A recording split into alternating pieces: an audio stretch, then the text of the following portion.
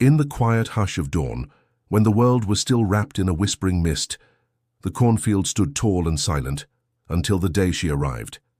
She crashed into it like a hurricane, a blur of color and noise, zooming through with reckless abandon on a battered golf cart, a tiny dog yipping in her lap. It was as if she believed the land had been waiting just for her, that her arrival was some grand, overdue event. She waved at me from her speeding cart, as if I was the trespasser, the obstacle in her path, not the owner of this land that had been in my family for generations. I was on my porch, coffee halfway to my lips, blinking in disbelief. The delicate stalks of corn cracked and bent under her tires, leaves fluttering like startled birds. She didn't slow down. If anything, she sped up, her head turned sharply, checking behind her like she was checking for paparazzi, not a property line. A woman so confident, so sure, that she believed this field was her playground. That was the moment I knew something ridiculous was about to unfold, and I was right in the middle of it. It all started small, like all strange tales do. I had just moved back to the old farm after inheriting it from my grandfather, a man who always said the land spoke if you listened.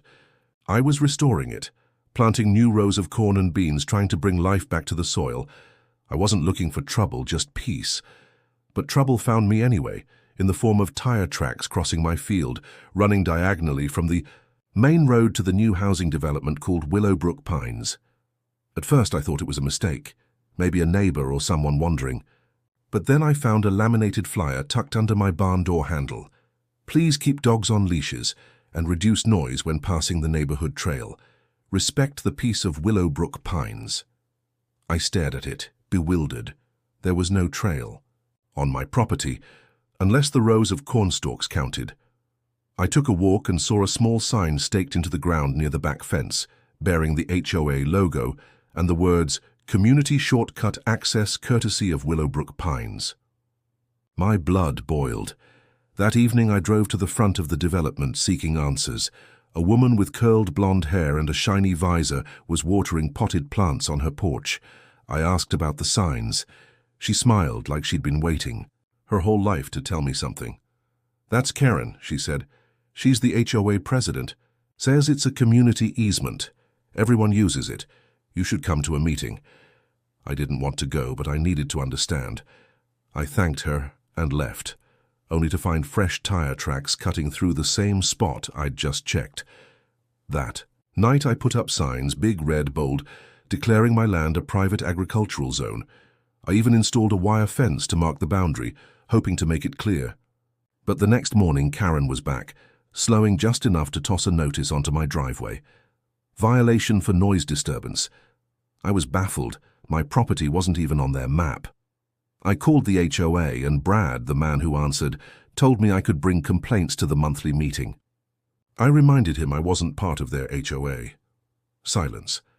Then he said, "According to Karen, your land is part of our historic footprint, subject to transitional ordinances." I'd never heard of such a thing. I decided I'd had enough. That evening, I set up a camera and a thermos of sweet tea, determined to document what was happening. Sure enough, within minutes, a convoy of golf carts rolled through. Karen at the lead, scarf flapping, dog yapping, residents following like some kind of parade.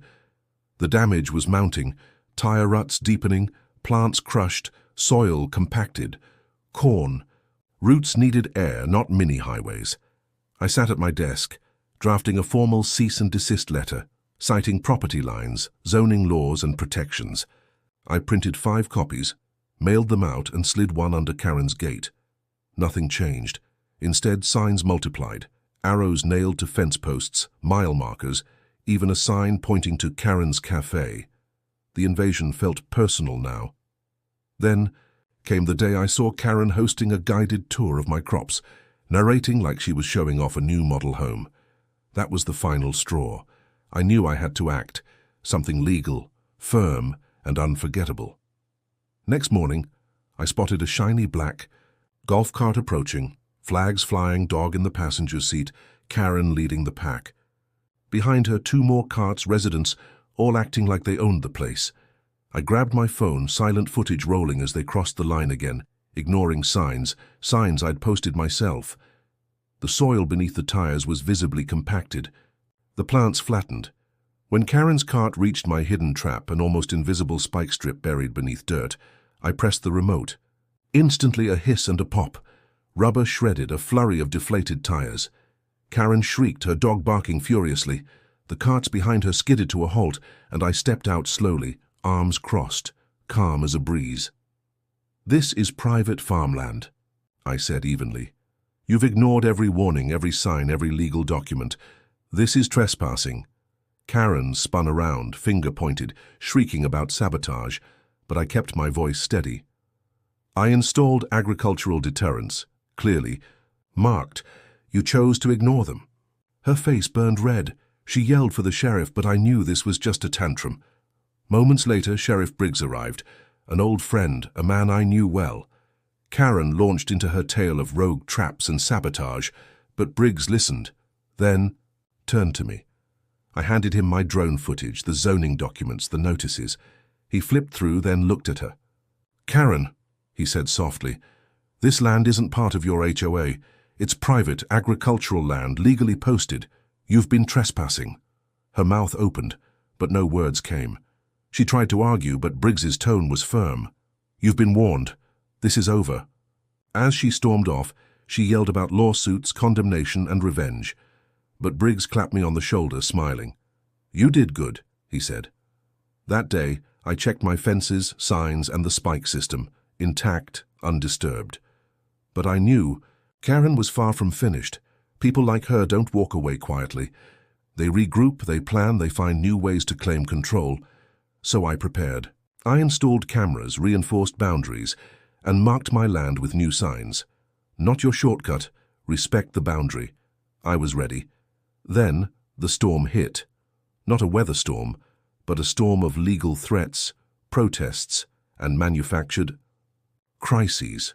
Karen set up a petition, rallied neighbors, and sent me a thick envelope full of fake violations, false claims, and bogus fines. I responded with legal countermeasures, documented every move, and kept my ground. In the midst of this chaos, 2 SUVs arrived, state inspectors sent by Karen's overreach. I greeted them, showed permits, answered questions. They found no violations, no infractions, just a farm standing firm. They left, and I knew I'd won that battle. But Karen wasn't done. She tried to file a lien against my property, claiming unpaid dues and fabricated charges. I fired back with a letter threatening legal action for harassment and defamation. She backed off, her confidence shaken. The final blow came when her own HOA, realizing her plans had gone too far, asked her to step down. Her golf cart sat on the street with a "for sale" sign, and she left quietly without a word. The land was finally mine again, peaceful, untroubled, and so I stood at the fence that evening, watching the sunset cast gold over the field. The corn stood tall and proud, roots deep, unbreakable. The land had spoken, and I listened. I had fought not with noise or threats, but with patience, proof, and the quiet strength of roots that ran far beneath the surface. The land was mine, and this time it was here to stay. The moment the remote button was pressed, the earth beneath Karen's tires erupted into chaos. Rubber shredded, sparks flew, and the cart skidded violently as the spike strip did its job. Karen's scream pierced, the air mingling with the frantic yelp of her tiny dog. The other carts behind her slammed to a halt, drivers frozen in disbelief. I stepped out slowly, arms crossed, my face calm but my eyes sharp. Karen spun around, eyes wide with fury and panic. "You," she yelled, voice trembling. "You set traps? You're trying to ruin us?" I didn't flinch. "This is private land," I said quietly. "You've ignored every warning, every sign, every law. You're trespassing." Her face twisted redder. She pointed her trembling finger at me, but I kept my tone steady. "You've crossed the line enough times. This is the end." She looked like she wanted to scream, but no words came. Instead, she fumbled in her pocket and pulled out her phone, dialing furiously. I pulled out my own, recording everything, the deflated tires, her wild eyes, the chaos she'd created. Sheriff Briggs arrived within minutes, a familiar figure strolling through the dust with a calm smile. Karen launched into her frantic story. about sabotage, about rogue traps, about me trying to destroy her reputation. But Briggs listened, then looked at the drone footage I'd shown him, silent, clear, undeniable. "This land isn't part of your HOA," he said softly. "It's private agricultural land, legally posted. You've been trespassing. That's all there is to it." Karen's mouth opened and closed, her face pale. She tried to argue, to shout, but Briggs's gaze was steady. "You're done here," he said. "Go home." She stormed off, yelling about lawsuits and revenge, but I knew she was only momentarily defeated. They all were. I walked back to the fence, checking the signs and the spike system. Everything was still in place, untouched. But deep down I felt the storm brewing again. Karen didn't give up easily. She'd come back, she had to. I pulled out my phone, zooming in on the distant horizon, watching the faint dust cloud trailing behind her as she disappeared. My hands were steady, the quiet of the farm settling around me. This was far from over. In the weeks that followed, I fortified every boundary. The cameras kept watch, and I marked my territory with new signs, bold, clear, unmissable. I knew Karen and her followers would try again, find new tricks, new angles, but I was ready. No more warnings, no more patience. They'd crossed every line, and now it was time for the real message. I had laid a trap, hidden beneath the earth, silent and deadly in its own way. When they returned, they wouldn't just get stuck. They'd get the message loud and clear. This land belonged to me, and I was done playing nice. I watched the horizon, waiting. The air was thick with anticipation, but I was steady, because I knew. This was just the beginning of something much bigger, and no matter how loud they shouted, the land would stand firm. It always did.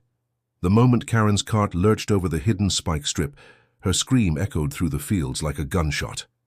Rubber tore apart, flames of deflation erupted, and the cart spun uncontrollably before skidding to a halt. Tires, flattened smoke curling from the wreckage. Karen's face twisted with shock, then fury, as she stared at her ruined vehicle. Her tiny dog barked frantically, caught in the chaos. Behind her, the other carts froze, drivers wide-eyed, unsure whether to help or run. I stepped out from behind the barn, calm and unwavering. Arms crossed, I watched her stumble out of her cart, her voice rising in a frantic scream. You set traps. You're trying to destroy us?" I took a slow step forward, voice steady but loud enough to cut through her shouting. "This is my land. You've ignored every warning, every sign, every law. You've crossed the line enough times. This ends now." Her eyes darted wildly, her trembling finger pointed at me. "You're crazy. You're trying to sabotage us." "Sabotage?" I interrupted softly. "No. I'm protecting what's mine. You've been trespassing, damaging my property, and now you're trying to turn my land into your playground. That's illegal." She opened her mouth, but no words came. Instead, she fumbled for her phone, dialing furiously. I pulled out mine, recording every second, the deflated tires, her wild, desperate face, the chaos she'd unleashed. Within minutes, Sheriff Briggs arrived, walking calmly through the dust cloud. His familiar smile was steady, his eyes sharp. Karen's frantic story spilled out, about sabotage, traps, and me trying to destroy her reputation. But Briggs didn't buy it. He looked at the drone footage I'd captured, silent, clear, irrefutable. "This land isn't part of your HOA," he said softly. "It's private, agricultural property, clearly posted and legally protected. You've been trespassing, that's all there is to it." Karen's face drained of color. Her mouth moved, but no sound came. She stammered, tried to argue, but Briggs's gaze was unyielding. "You're done here," he said, voice calm but firm. "Get out."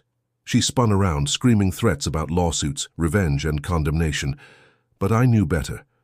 They all would come back. She had to. I turned back toward the fence, checking my signs, my spike system. Everything was intact, silent, but ready. I felt the quiet power of the land beneath my feet. It had spoken, it had fought, and it had won. But I also knew this wasn't the end, not by a long shot. Karen's fury was only smouldering embers, waiting to ignite again. I had prepared for that. I pulled out my phone, zooming in on the distant horizon, watching the dust cloud that marked her retreat. My hands were steady, but inside, a storm was brewing. Weeks passed, and I fortified every boundary. Cameras kept watch, signs stood bold and unmissable. I knew she and her followers would try again, find new tricks, new angles. But I was ready. No more warnings, no more patience. They'd crossed every line I set. Now it was time to send the ultimate message. I had buried a secret beneath the earth, an invisible trap, silent and deadly in its own way. When they returned, they wouldn't just get stuck. They'd learn the truth. This land was mine. It had been for generations, and I would fight to keep it. But I wasn't just fighting for land. I was fighting for the soul of what this place stood for. Roots deeper than any HOA rule, stronger than any lawsuit, more enduring than any threat. And then it happened.